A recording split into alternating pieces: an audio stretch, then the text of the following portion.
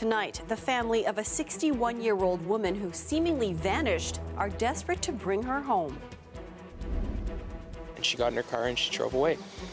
And nobody's seen or heard from her since. Helen Cito hasn't been seen since she left her Aurora home 1 week ago tonight. Plus, we're doing pretty good. Let's give this a shot, at least. facing growing pressure to rethink his back-to-school plan, the Premier is standing by it. And CN Tower lit in red, white and green tonight to honor the lives lost in yesterday's explosion in Beirut. We'll have more on how Canadians are coming together to lend a hand from afar. Good evening, I'm Marival Tarouk. It has now been 1 week since an Aurora woman mysteriously disappeared. 61-year-old Helen Cito left her home last Wednesday evening and hasn't been heard from since. As police continue to appeal for tips, her family is also doing everything they can to bring her home. Kelda Yoon spoke with them tonight. For Helen Cito's family, days are now spent like this, distributing more missing posters, hoping someone out there will know where she is. It really just doesn't feel real. I never in a million years thought I'd be dealing with something like this. She was a social butterfly. I don't know a single person who's ever met her that didn't love her. Yeah, amazing mother. Helen's son Michael has been making the trip from Cambridge to Aurora daily, back to his childhood home, where his mom was an avid gardener. Cito was last seen leaving the residence at Tree Grove Circle in the area of Bathurst Street and St. John's Side Road last Wednesday night, driving away in a 2012 silver Acura RDX like this one, with the license plate CBDY 015. Since then, police have received few tips. We really need the public to keep an eye for it, whether it's in parking lots, in wooded areas. Cito's brother spoke to his sister the night she disappeared. We had a good conversation and she sounded fine. Didn't sound like there's anything different. Michael also received a voicemail from his mom not long before she disappeared, congratulating him on a job interview. That she sounded perfectly fine. You know, I'm worried that's the last time I'll get to hear her voice. Families say Cito left with a small duffel bag but didn't take her phone. It's very shocking to me. She's all about family, so this is totally out of character for her. I can't understand this at all. You know, I understand the not knowing when you're going to be back if you just want some space and, you know, really need the world to melt away for a little while, but not telling anybody that she was doing that, it doesn't make any sense. The family says the community has really come together and they are holding on to hope she will return soon. We all miss her, we all love her, and we just want to know she's okay. That's all we want. We just want to know she's okay. You wonder how other people go through this and you think it's never going to happen to your family, and it happened to ours. Anyone with information is asked to call police or Crime Stoppers. Kelda Yoon, CBC News, Aurora. A woman is in serious condition after a shooting near Queen and Augusta this afternoon. It happened just after 2 p.m. when witnesses say they heard several gunshots. Officers arrived to find a woman with gunshot wounds. She was rushed to a hospital in serious condition. Police are looking for a man in his early 20s with a medium build. He was last seen wearing a black hoodie and a surgical mask. And York police say they believe they found the body of a 30-year-old man who went missing in a Richmond Hill pond yesterday. Police were called to the area of Major Mackenzie Drive and Spadina Road yesterday afternoon for reports of a drowning.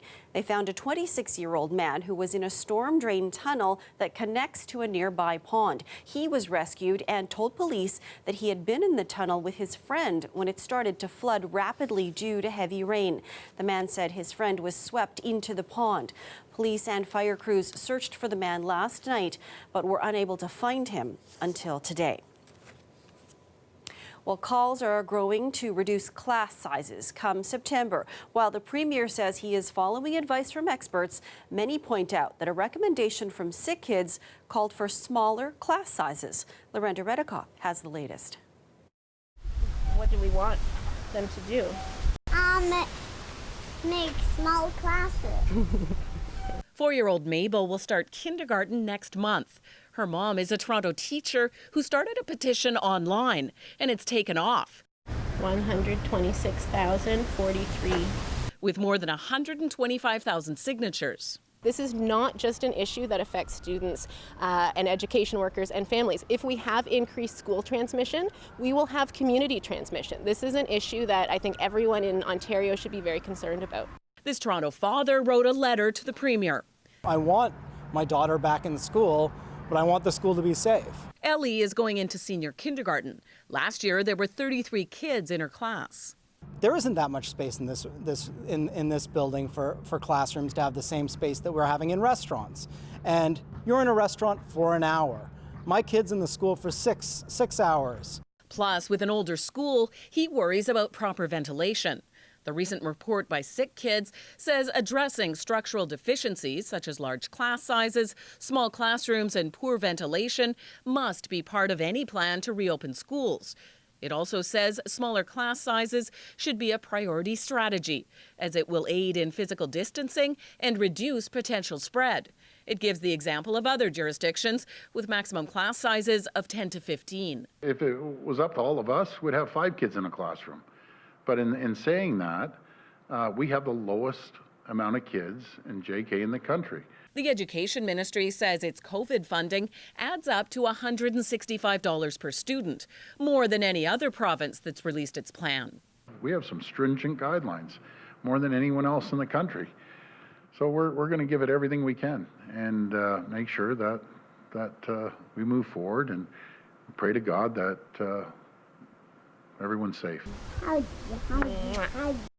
Safety is what many parents and teachers are also worried about. Today, Sick Kids and other Ontario children's hospitals released a statement. They say the structure of returning back to school full-time is important for kids, but they urge the Ministry of Education and also school boards to consider their guidance when implementing health and safety measures. Lorenda Redekop, CBC News, Toronto. Apartment and condo residents will now have to mask up before leaving their units, as a new bylaw for mandatory face coverings comes into effect today. City Council passed the bylaw last week. Residents must wear a mask in all common areas such as hallways, lobbies, and elevators. Building owners and property managers will be implementing the bylaw. Children and those who cannot wear a mask for medical reasons are exempt. The Canadian government has pledged its support to help the people of Lebanon following yesterday's devastating explosion in Beirut. At least 135 people were killed and thousands injured. As rescue workers continue to sift through the rubble, organizations and Torontonians are mobilizing to help. Natalie Collada has more. In Global Medic's West End Toronto warehouse, Raoul Singh's team is getting ready. They're planning to send family emergency kits and emergency food kits to Beirut. We know for sure that food distribution is going to be in kit form, right? We're going to get it right down into sealed buckets and get it out to families. And the key is to figure out who's affected, where they are, how do we make them safe, and how do we get them the basic supplies they need. And the need is great. We are looking at more than 300,000 people who are homeless. Canada's largest relief organization, World Vision, is already on the ground, bringing aid to a population that was already grappling with an economic crisis and rising cases of COVID-19. But mainly it's food items so that the families would actually have something to eat. We are working on trying to have certain messages and interventions with children and their parents, their caregivers, so that they can have a certain kind of support for the trauma that they have gone through in the last 24 hours. Yesterday's explosion killed many and injured thousands. And while the cause and the full impact is still unknown, it's shaken many here. Last night, the City of Toronto sign dimmed its lights to honor the victims. Arabic Culture Club of Ontario President Joe Hamadi and his family launched a GoFundMe campaign in 24 hours, raising just over $100,000. The family will match that and donate it all to the Lebanese Red Cross. the roots that you feel that it's part of you, and you feel so sad that people are suffering, and if you are able to do things for society, you have to do it. And he and many others are doing just that. Natalie Collada, CBC News, Toronto. His lifeless body was found on the ground in a segregation cell in an Ontario jail more than 3.5 years ago. But tonight, CBC News has learned an investigation by provincial police has ended with no charges. Soliman Fakiri died after an altercation with several jail guards. He was bound at the legs and hands, pepper sprayed, and wearing a spit hood. For nearly 4 years, his family has been demanding answers about how their mentally ill loved one died in custody. They sat down with our Farah Morali for this exclusive interview. Below the right lapel of Yusuf Fakiri's shirt, a small reminder of his older brother. When I speak about Suleiman, I feel like an extra motivation. Suleiman Fakiri was 30 when he died. He was being held in segregation in this jail block. Fakiri was being treated for schizophrenia. In December 2016, he was arrested and charged with aggravated assault after a dispute with a neighbor. 11 days later, he was found dead on the floor of his cell after an altercation with several jail guards. They beat him to death. An investigation by the Fifth Estate shed light on Fakiri's final moments, including an eyewitness account from a former inmate. The coroner's report into Fakiri's death found 50 signs of blunt impact trauma, but it ruled the cause of death unascertained. All these 50 bruises is telling us no result. He was ultimately defensive. His hands, his feet were tied. There was no help. After all this time and now 2 police investigations, the family had hoped for justice in the form of criminal charges. Last week they learned they wouldn't get that. They're not charging because they don't know who hit the final blow. It's disgraceful. That broke everybody in my family. The OPP confirmed to CBC News none of the 6 or more guards who restrained Fakiri will be charged. They say they can't identify who put the knee on the neck and who put the spit hood on the face, so they can't charge anyone. So the message the OPP is sending the world here is that if you're going to murder someone, do it in a group. This veteran criminal defense lawyer says charges are routinely laid in group assaults.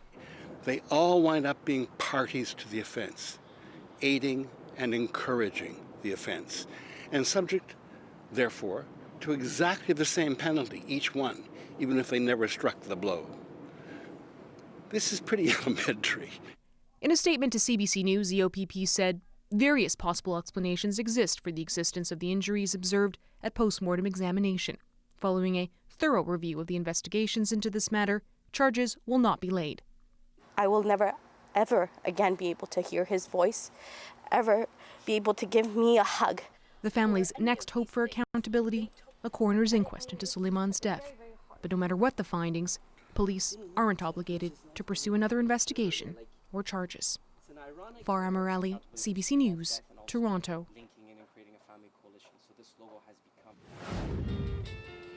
Coming up, teams around the world are racing to develop a COVID-19 vaccine, but many Canadians say they won't be first in line to get it.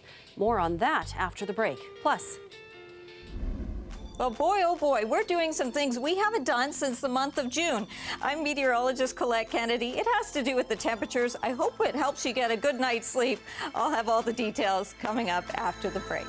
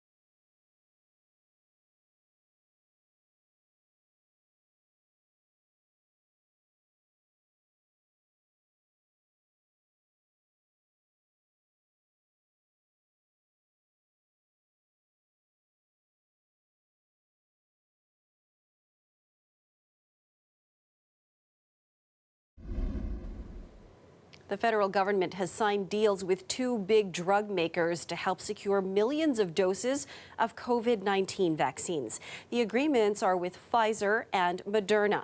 Both are already working on vaccines. But many Canadians say they won't be in a hurry to get it. A new survey shows about a third of respondents want to hold off, and that could derail efforts to protect the most vulnerable. Lauren Pelly explains. I get the flu shot every year, so why wouldn't I get a vaccine if there is one? I don't know if it's going to cause any complications later. Ask people if they'll be first in line to get a COVID-19 vaccine. I want to know what would be in the vaccine. And responses are all over the map. I guess it's just, you don't want to be the first, you know. A new Angus Reid survey found half of Canadians say they'll get a COVID-19 vaccination as soon as it's available. But around a third of respondents want to wait a while. 14% say they don't want to get vaccinated at all, and another 8% just aren't sure. People need to widely accept it. And we know from other vaccines that there's a lot of discontent and fear. In this case, fear may stem from just how quickly COVID vaccine candidates are being developed and tested. The survey found among those hesitant about getting a vaccine, 3/4 are worried about possible side effects. All of the clinical trials have data safety and monitoring boards which review all of the data to ensure that the vaccines are safe. Canadian vaccine experts stress all vaccines are rigorously tested on thousands of people. Those are big numbers and should allow us to get a really good handle on safety considerations for really large portions of the population. Those efforts may not be enough to ease all worried minds. So if a large chunk of the population opts to not get vaccinated, that could leave some of society's most vulnerable at risk. That's because those at risk of the most severe COVID-19 impacts, like the elderly and people with compromised immune systems, are also the least likely to gain protection from vaccination. Elderly people, are notoriously hard to vaccinate because their immune system becomes what we call senescent. It just doesn't react as strongly as it did when they were at younger ages. Experts say it's up to everyone else to get a vaccine if we want to have widespread immunity. Lauren Pelly, CBC News, Toronto.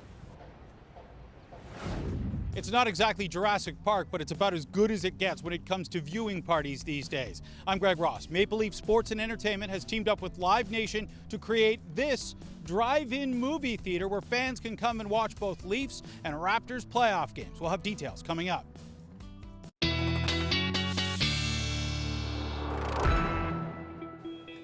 Well, we got a welcome break from the heat and humidity today. Will it last? Let's check on the forecast with meteorologist Colette Kennedy.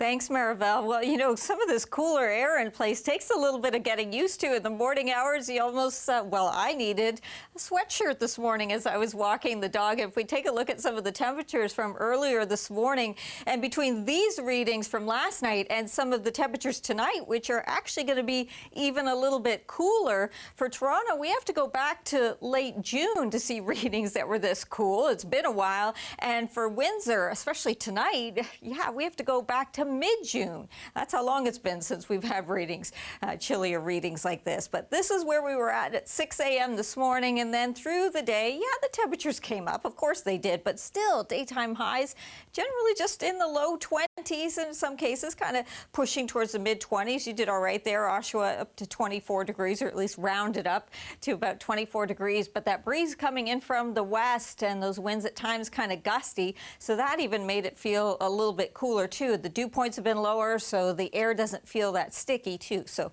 a real departure in terms of how it's been feeling out there. And in terms of what's ahead, as high pressure is building in, we get a chance to kind of just relax a little bit from some of the active weather that we've been experiencing, and in some cases some of the very wet weather as well. A chance to kind of dry the ground out in many cases through here. So as we look ahead through the overnight tonight, We have some quieter conditions, and we see that into tomorrow morning through the day as we go through Thursday. And you know what? We're going to keep that into Friday and much of the weekend in most cases as well. So we have a string. We're going to tie these together with a bow, and it looks like for most of us a nice weekend as we go into. It was looking like towards the end of the weekend we were going to see a chance of getting into perhaps some not only showers but some active weather, and now I'm pushing that off into the beginning of next week. At least that's how it's looking at this time. So here you are.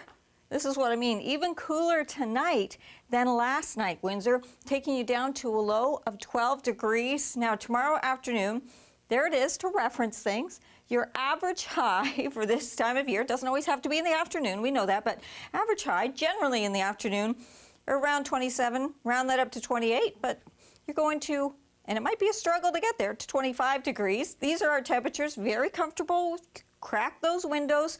Your sleeping temperatures tonight around the GTA and all around the Golden Horseshoe, and then tomorrow afternoon, mid-20s. And again, we may not get there in all cases, but that's how it looks. And then Friday, as we go towards the weekend, we are going to see the temperatures coming back up, trying to get to 30 degrees. It may not happen on the weekend, but I've got us going there for the beginning of next week. And some of that heat and humidity coming back too, Maribel, and that's what's going to enhance those chances for getting into some thunderstorms again.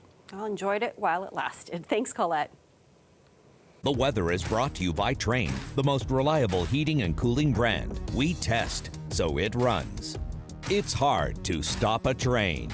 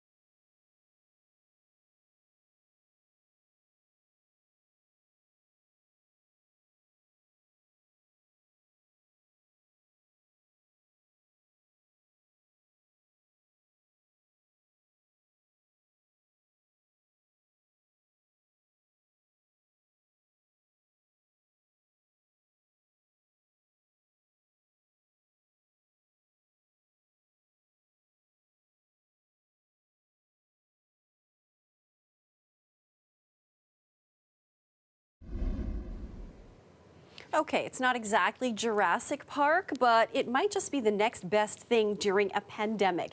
Maple Leaf Sports and Entertainment has come up with a new way for fans to gather and watch their Raptors and Leafs while following physical distancing rules. Greg Ross shows us how. The downtown skyline is a fitting backdrop for this new drive-in theater because the main attraction will be Toronto's two playoff teams, the Leafs and Raptors. Well, the viewing parties have put us on the map on the North American sports scene as well. Gathering in Jurassic Park for the Raptors or Maple Leaf Square for the Leafs has become a rite of passage for Toronto sports fans in the spring. Things have to be different this year with the pandemic. We can't gather outside of Scotiabank Arena like we once would. Instead, fans can simply drive up in their cars, tune into the game on the radio, and watch on the big screen. So cars will be spaced one spot apart, and that's going to allow them to fit 220 cars in this makeshift drive-in. And while people are expected to stay in their cars while watching, the extra space is to give people some physical distance if they do need to get out. When you do get out of your car, if you have to go to the bathroom or grab something from the water station, you are required to put on a mask. But even with the safety precautions, organizers are hoping that this will give fans a sense of togetherness and a chance to cheer together when the Leafs score a big goal. John Tavares on Korpisalo scores! Or the Raptors win a big game. Anunoby with the slam. There will be clapping because people are just used to doing that. Well, you know, Leafs score, Raptors win, you can imagine, you know, rush hour traffic with all the horns honking. It'll sound a lot like that in this lot as well. And flashing of your lights. That's another thing I've been seeing. The hope is to create moments that fans will never forget. We'll be talking about this for generations, that goes without saying, but it doesn't need to be all doom and gloom, and we can have some fun while we do this. To get into the drive-in for Leafs and Raptors games, each carload will be required to make a $25 donation to the MLSE Foundation through Ticketmaster. The first game open to the public will be Game 4 of the Leafs and Blue Jackets series on Friday. Greg Ross, CBC News, Toronto. Great way to cheer on our teams. And that is our show for you tonight. Thank you for watching. Dwight Drummond has your next local newscast tomorrow at 6, and I'll see you back here tomorrow night at 11. Have a great night, everyone.